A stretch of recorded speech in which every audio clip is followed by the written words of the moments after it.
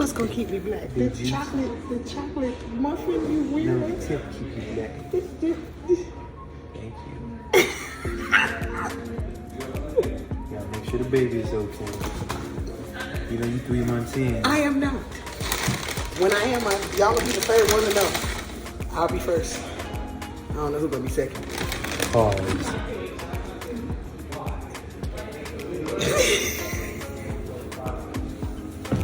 I'm just act like I didn't hear that. The numbers are. But I said y'all gonna be the third one to know. Cause I'm gonna be second. I had to switch up the flow, show you the way that it go. God is good, but his life is hard. I think it's better when you grind smart. I'm just really trying to leave a mark. I'm tired of being who they say we are. That's the time we gon' take it far. I was the real, we don't fake it all.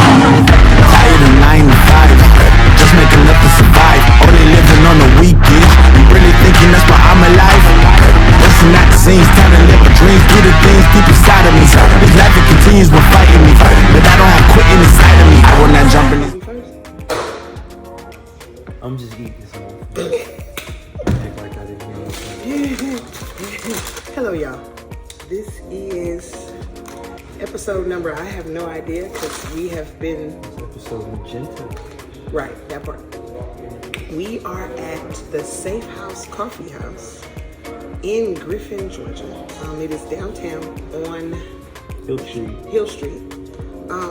This what I'm gonna do real quick so y'all can see. I'm going to give y'all, how do I turn this around? Well, before this podcast is over, I'm gonna give you guys an inside tour of this facility. It is actually the most amazing spot. And this is going to, hopefully, if they give us permission to do this ongoing, this will be the permanent space for the ET Speaks podcast. We will be doing it in this space every week. That's our goal. There's like, this little corner is not necessarily, you can't really tell the ambiance of the room, but it's like really cool. Like it just has a good vibe. But so we are, this episode, however long it has taken us to finally get it out there, we were trying to figure out our background. Not only that, the price is right. We really went in the headspace. Well, up until now, we've been basically battling with different issues, trying to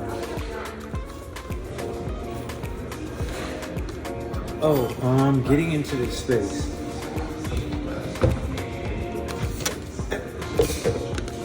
Or being able to be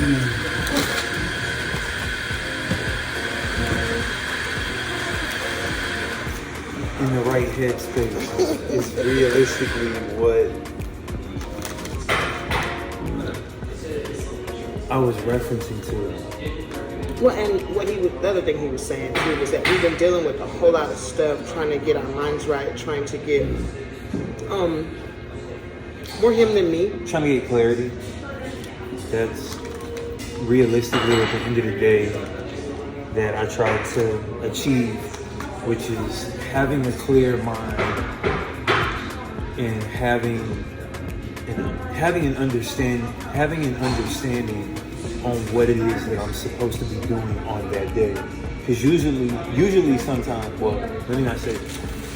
Usually, sometimes. Sometimes I'll have an idea that would be a Wednesday idea, but it's Monday. So it's like, I'll rush myself. And then now it's, I done thought of these 5 things. I go and tell Tanya, hey babe, I got these ideas, da da da da. And then she's looking at me like, okay. That's a Wednesday idea. Yeah, we just talked about this last week. Monday. Yeah, we just talked about that last week. We already know that we're doing that on Wednesday. Why are we talking about it now? And But this is the thing about him, not to cut you off. This is the thing about him. He's a visionary. So, a lot of times, he's way ahead of me. And y'all say, oh, I'm older now. But that boy, he's way ahead of me mentally in the terms of, he has already thought like 5-6 years ahead. So what ends up happening is then he gets frustrated because it's like, okay, why are we still doing this when we're supposed to be doing that thing? There's like 3-4 years in the middle of where we are now and what we're trying to do. You gotta crawl, like you say, crawl before you walk. Right, walk before you run before you fly. So it's just those things have to be succinct and they have to be done in order.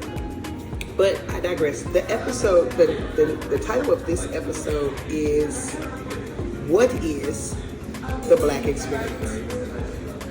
I didn't know we were doing that one. We are doing that one. I thought we were doing a different one. What were we doing? Well, tell me. So we're not doing that one? Not today. Not today. Okay, so this is just what? Welcome back, Carter. Yeah, it's realistically. What would you rather? So that's what's coming soon. So that's the next episode. So what would you rather have? Would you rather be? No. It's okay. The name of this title. It's called "Are You Happy Where You're At, or Do You Want More?" Interesting. It's basically the name of it. And I'm always the main one that always talks about creating something that allows my family not only to be wealthy, but to be able to sustain a lifestyle that you yourself deem as acceptable in God's eyes. Well, I don't know if those two things are mutually exclusive. Me, myself, deeming acceptable, he has to deem it acceptable. So then it's one of those things, because I could think it is and he don't think it is. So it's one of those things where it's more along the lines, just in my opinion. Or deeming a lifestyle. Deeming that there's a lifestyle that we can live that gives honor to God and we're still comfortable and happy in that lifestyle. That's my thought process for me. And being able to be, because what I deem acceptable might not be what God deems acceptable. And what I said, yeah, we good with that. God might say, no.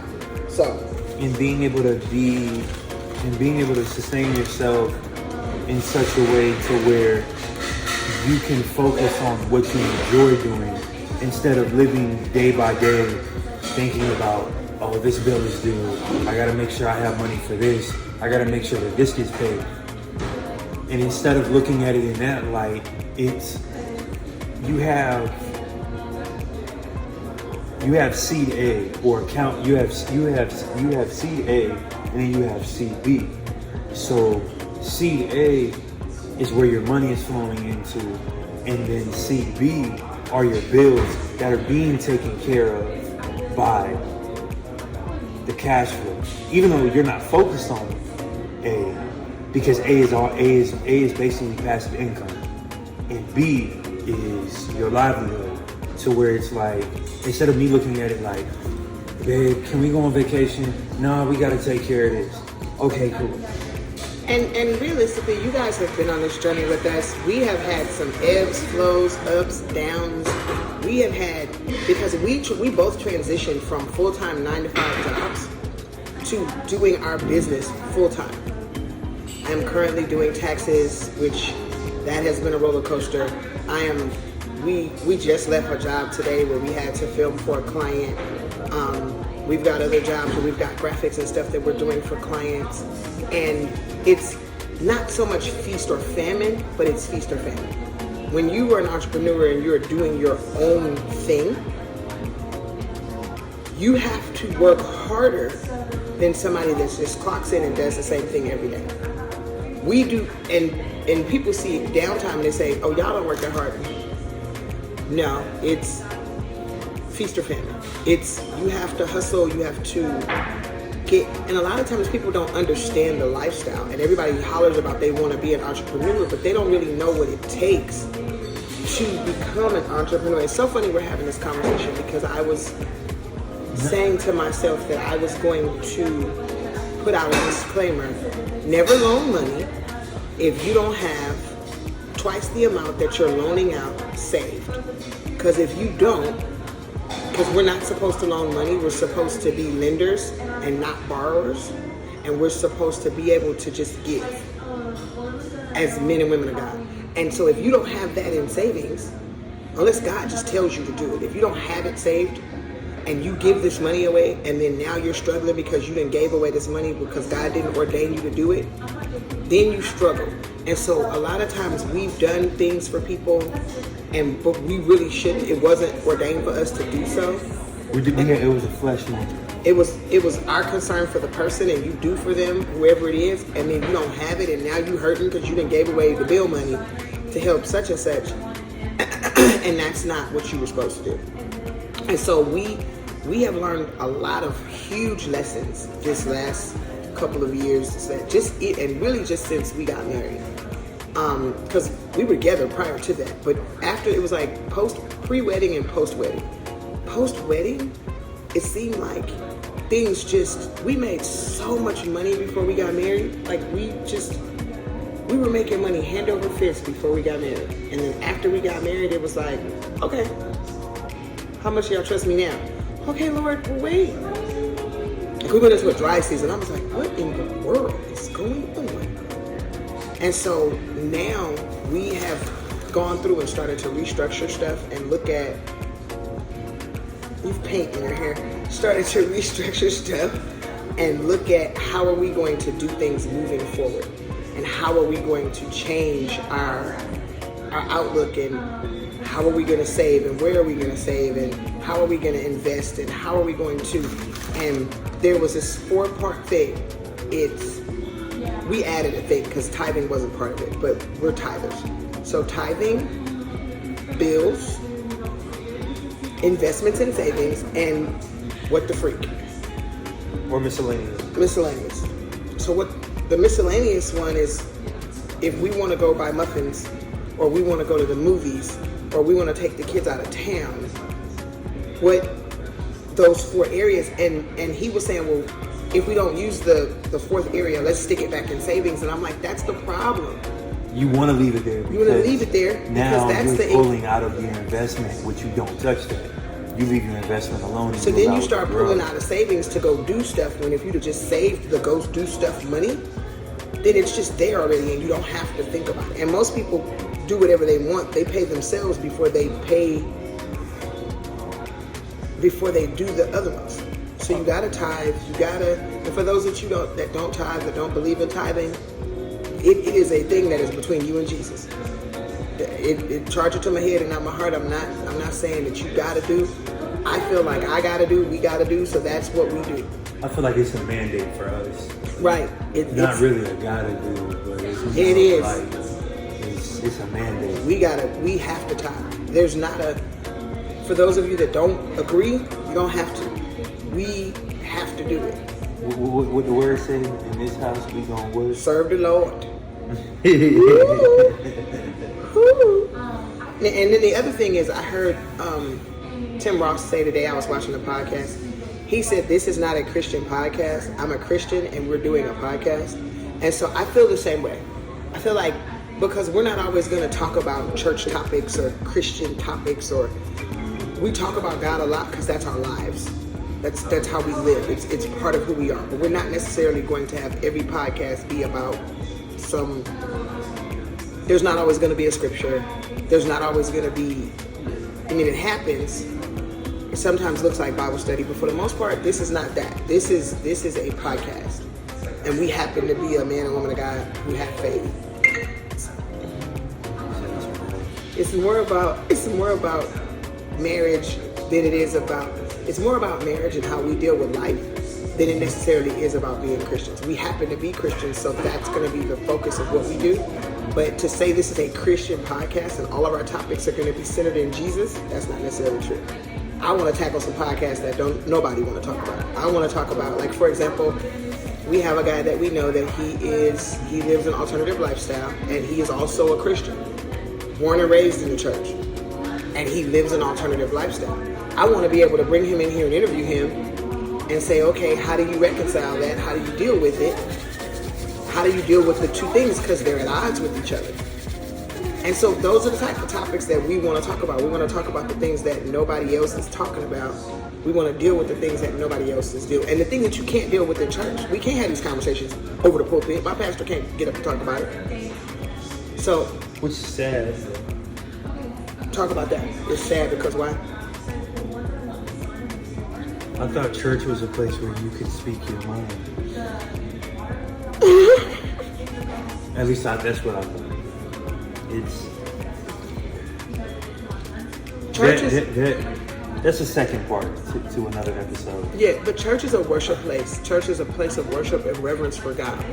True. These conversations you have outside of church. Only because the respect that church is supposed to have is not necessarily designed for those heated type of discussions. It just isn't. True. This isn't going to be a long episode. This is more of a reintroduction because we have been off the air for... See, y'all don't know. This man right here, love this man. This man is strange. See, y'all don't even know. Something weird might happen. And y'all ain't never ready for it. Y'all not ready. You sat back. Oh, see, there you go. See? The weird start happening. Y'all be, he was trying to But nah, it's just like, just to end this off, words of the wise. If your heart ain't in it, don't do it. Say that again. If your heart isn't in it, don't do it. Don't. If you really don't believe in what you're doing, don't do it. Leave it alone. Don't, just leave it alone. Because you'll ruin it. Not only will you ruin it, you're also gonna run yourself tired to where it's like, to the point to where when the day comes, when what you're supposed to be doing, you don't know how to dwell in it. You're trying to figure out why you don't have any inspiration because you burnt yourself out doing things that you see other people gain success off of. And that's the problem nowadays. And social media,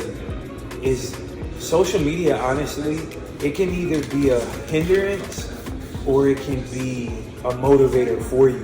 You just have to know your lane and what you're called to do. Realistically. Social media, honestly, even though it is toxic, but I look at it as, even though there is a lot of toxic conversations and a lot of toxic things that go on in social media also, and you have the freedom to follow it whether or not that you want. You have the freedom to follow it if you want to. I believe social media is a filtering process. It allows you to see realistically, eat the meat and spit out the bones, basically. It's social media. Get what you need and leave it alone. That's realistic. And don't get sucked down the rabbit hole. Don't be like me. I've gotten better. I'm still working. It's Confession Friday. I'm a win.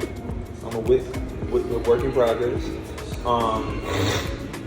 The thing about it is, it used to be to the point to where, not to cut you off. Go ahead. Used to be to the point to where I would wake up and not even pray, and the first thing I do in the morning is be like, oh, I gotta check Instagram, because that was like my livelihood.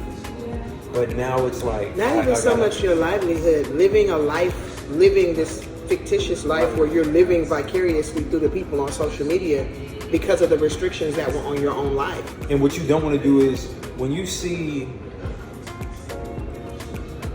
check the weather, and this is one of my bag of tricks that I do.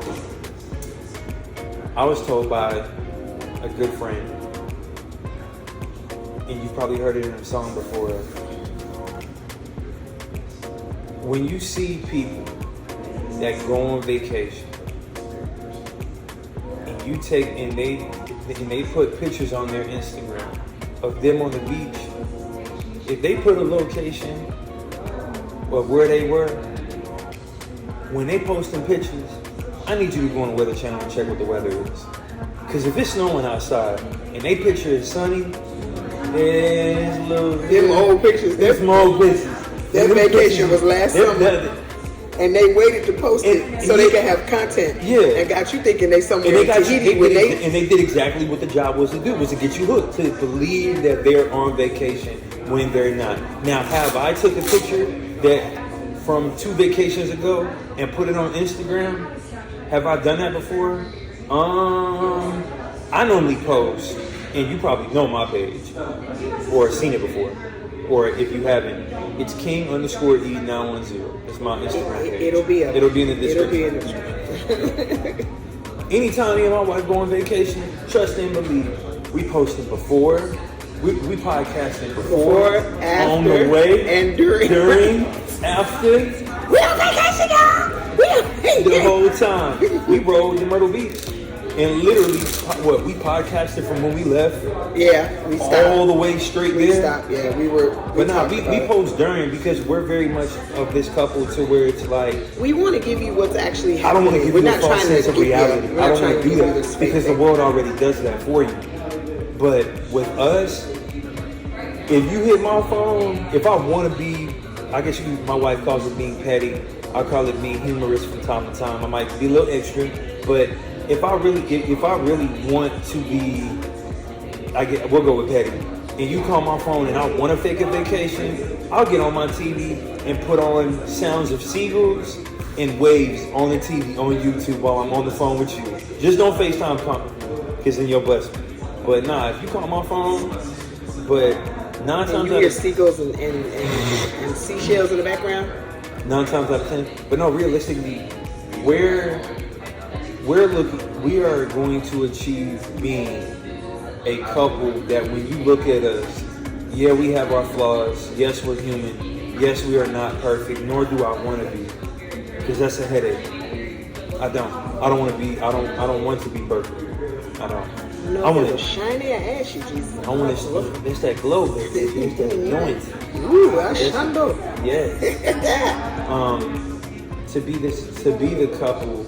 Or to be an example of a Christian couple that doesn't take life for granted. And that's what a lot of people do.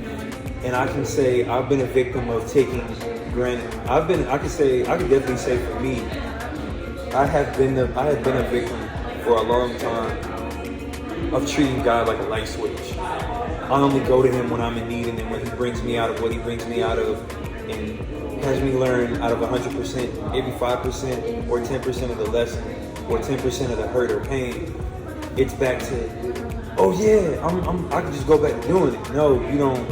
When God brings you out, you don't want to go back. Stay out. Please leave it alone.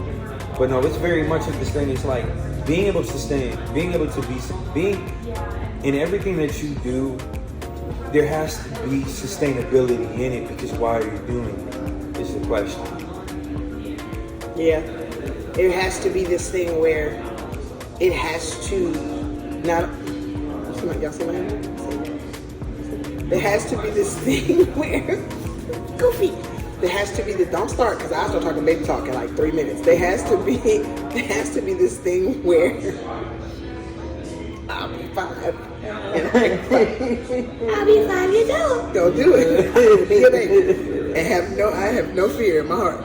But there has to be this thing where you know what it is that you're trying to accomplish, number one. Number two, and I heard this thing, and my husband didn't hear it, he was asleep. Ooh, don't be showing the glory.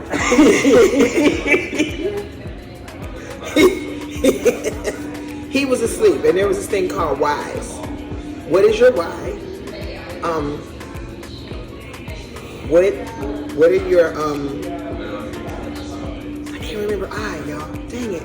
What is your why? There was an I. What are your strengths and your weaknesses? And then how do you execute that? So I'm going to figure out the why and I'll post it up here. I can't remember. Oh my God, that's bugging me out. But basically it was like those 4 things. And you have to know your why. You have to know, I can't remember I. You have to know your strengths and your weaknesses, and you have to know how to execute that once you get it all together. And that formula will work for you every time. It's like if your why is strong enough, it should motivate. Like the guy that I learned it from, he was saying that his why was there's like I think 5 or 6 kids, and he's the only boy out of all these kids, and it was like he wanted to get his family in a better position, and so that was his why. And this guy became a millionaire, and the reason why is because his push was so strong to be able to make money to change his mom, who was a single mom, and his family's lifestyle. So, and he had this little formula, and he's like, this is how I run businesses, this is how I live my life, this is why I invest, this is why I do everything that I do, is because of this thing. What is my why? How am I going to, whatever the I was, and I still can't remember. Or you also want to, don't trend jump, but trend study. Because if you jump on a train and you don't really know, it's a gem. That was a good one. It's a gem. The check mark gonna come up. If you jump on a train and you don't really understand the before and you see the end, if you actually study the before, it's actually 5 trains in one, just under a different name, or they'll switch something around. Right. Like, if you think about it as an example, and I'm for all my people that do marketing and that deal with social media and analytics, Ryan Leslie and his friend, Ryan Leslie, shout out to you, big bro. I love your music, I love your content, you're a positive person, and one day I will meet you. He's a good producer. Ryan went to Harvard, and when he was in Harvard, his friend Rashid was like, hey Ryan, I have something that can compete with MySpace. And Ryan was like, well, good luck trying. Like, good luck. And what Ryan understood or started to study was how the internet was able to bring people together no matter what it was on, like how everybody would stop and pay attention. So what Ryan did was basically, he figured out the Google algorithm and figured out how to crack it and make it to where you would drive traffic or people that are online shoppers. He figured out a way to get them to flock or to gather or go to a specific site. So what he did was he cracked the Google algorithm. So if you go on there, like prime example, if you go on your phone and you type in basketball shoe, automatically the first website that will pop up, if I'm not mistaken, will be Nike. And as an example, since I have my phone Handy cellular device. Phone in front of me. And after he pulls up this example, we are going to sign off because tonight is the premiere of What If Jesus Refused. It is a play. Okay. I'm on Google right now. There you go. So, and it's a play done by. Screen record what you're doing so that I can get it. It is a play being done at my church, Restoration of Life Through Jesus Christ Ministries. Shout out Apostles Gregory and Jenny Kelly, 7341 Terra Boulevard, tonight at 7 p.m. If you were in the Jonesboro area and you want to come see an amazing play, we will be there 2 nights. Yes. Now I'm gonna show y'all something. I typed in basketball shoe, and then I said the first. What did I say the first thing? So the first thing to pop up should be Nike. You don't have to show it. I'm gonna put it in. Not your suggestion that you'll get at the top on Google, but if you look at the first website that pops up is Nike.com. So what he started to figure out was basically, what if I could control the narrative? Right. And what he did was he made it to where if you type in anything on Google, Cassie, who was an R&B artist who he was dating at the time, her MySpace page popped up. So literally, everybody's doing e-commerce, everybody's wholesaling, everybody's doing this, that, and the third. E-commerce is not a bad business, but before you jump into doing e-commerce, if you do not have a savings account with enough money in it, or go ahead. If you don't, if you don't have enough money saved yet to where you can rely on your e-commerce to grow or to bring you income, don't quit your day job. Don't quit your day job, because it is a six-figure business. It definitely And is. the guy I was talking about, he started off doing e-commerce. He also is a YouTuber and a podcaster. And when I go back and look at it, I'll add his name to the comments. And the play, by the way, by the time this actually comes on, will be over. I'm inviting y'all out, but y'all, this isn't live. But be on the lookout. I will announce the next play before it happens, so that you guys can be a part of it. But yeah, don't quit your day job if A, you don't feel like God is leading you to it. B, you don't have enough money saved to sustain yourself while you're doing this experiment. C, keep your 9-to-5 for as long as you can before you jump off into the entrepreneur space, e-commerce, or any other thing. Put yourself. If you want to become an entrepreneur, and the best advice I can honestly give, I've always wanted to be one. I just didn't know what it was called. Is work till you reach, not your goal. Work till you reach your objective that you set, and look at your finances. Once you feel like your finances, not saying you gotta be a millionaire, trillionaire, billionaire, none of that. Work till you get your finances in order to where your credit is good. You're paying your bills on time. Everything is in good standing. So when you go and you open up a business, or you want to become an entrepreneur, you have a little bit of a nest egg to say, okay, I'm gonna try this for 2 months, or I'm gonna try this for 3. If you want to go 6 months and see how it goes, by all means. But in those 6 months, If you're jumping out of your job, this is my suggestion. This is not what we did, because we're like space weirdos and we jumped out into this. And don't get it twisted, because I was doing this on my own on the weekends, 9 to 5, and then the weekends of doing it and making money on the weekends. And then Eli came, and then we were doing weekend gigs and making money that way. And then what happened was we just kind of, his job was getting stressful, and so he came away from his job and started doing independent contractor stuff. I was still working. It was like, not to cut you off, I stepped away because it was really, for me, it was a health thing. Because like I could work a job. I worked a job for 5 years. You went downstairs and got some. See the secret things that happen when realistically, well, not realistically, what I would say is, honestly, entrepreneurship is not easy. Entrepreneurship. That's what we want to do. We want to sell shoes. Entrepreneurship. Rewind. Entrepreneurship is not easy. Entrepreneurship, it's more work than a job. Don't let nobody tell you it's not. It's not easy. You gotta be willing to. You have to be willing to look at the whole product, finished or unfinished, and say, no matter what, I won't quit. And I can definitely say from time to time, am I a producer? Yes.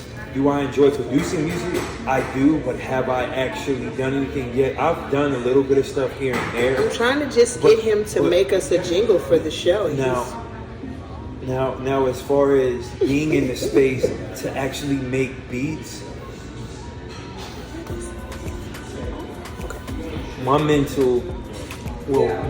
mindset is I'm more worried about having my wife, or giving my wife a house to live in. Because it's like, yeah, I'm making beats and I'm making music and I'm doing this, that, and the third, but my main focus is making sure that my family has a place to lay their head at night.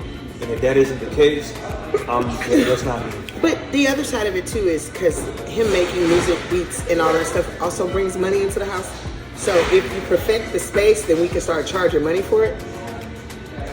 So that's the other side of that moment. And plus, I'm trying to get us in a little bit of a more consistent space, to where it's like I can focus on that. Because for me, it doesn't take much for me to be off my pivot mentally. And if my creative side is shut down, she'll tell you, it'd be. Woo. And the thing I'm about it playing is, with my beard. I'm scratching my head. yeah, if things aren't right, and we've had some stuff that we'll talk about, not this episode because we don't have time to go into detail of it. We have a little bit of a testimony, and we will talk about it and put it out there. And probably a whole bunch of people are going to freak out when they hear it, but it is what it is. But we're not going to talk about it this episode. We'll talk about it next episode because it's part of the whole what is the Black experience concept, and so we will discuss it. But y'all, this has been a journey, and this hasn't been the easiest journey in the world. It's like, what in the wide world of sports is going on? Like I don't even, I don't know how to quantify it, how to process it, other than it's just our journey. And ET Speaks is our baby, but it's also a love and a work from God. Like we've had so many people ask us, hey, when are y'all should do a podcast? Or I just had somebody ask me today about producing their podcast and helping them find guests and all this other stuff. And it's like, this is what we do for a living. And so our company, and you can find our website at KB Corp, that's KBCorpinc.com. And you can come check out some of the episodes are also on the website. If you want to join our Discord, you can join that too. Yeah, we actually do have a KB Express Discord. I'm going to actually put that information out as well. But so we have a Discord where we will be having discussions and all this other stuff. So y'all come join the party, join the team. Definitely. Join the Flavor Flav. And if anybody is definitely in the space of trying to get into the car rental business, you can once we get ours started, because we're talking about doing that, then more of that information will come. More of that is going to be like a minute 30-second, like 2-minute videos on Discord. So realistically, we'll be breaking down like what are smart workflows for Turo, like, and investments and the other stuff that we're going to do. Is it smart to go the foreign route first? Is it smart to go? Well, of course, everyone knows you always want an automatic car because all you got to do is put the key in the car, get in. Stick drivers are a dying breed. Just because people do it doesn't mean stick drivers are a dying breed. People do not know how to drive manual. Always have an automatic, and I'm just give these few gems, and then we'll be off. Get you an automatic. Get you a car that is good on gas, and get you a car that is over 6,000 pounds. And then on that note, you can end, because that's actually a gem for a Discord video. Which, if you don't know what that reference is, hit the Discord, and I'll definitely fill you in on why I say make sure that your vehicle is 6,000 pounds or more. Yeah. But all right, that is Love, Peace, and Hair Grease. It's ET Speaks, and we are out. And King's Choice, if you want. We made our first sale, yay! Yes. So thank you, Alexis. Thank you. Shout out to Alexis. He's playing Jesus at our plate night. He bought our first beard butter, and we will have the product photos will also come up so you guys can see them, and links will be in the description. We are so excited. Things are going off. It's smooth. work. It's smooth. Okay. It's work, but it's beneficial. And so we love y'all. Shout out, Love, Peace, Hair Grease.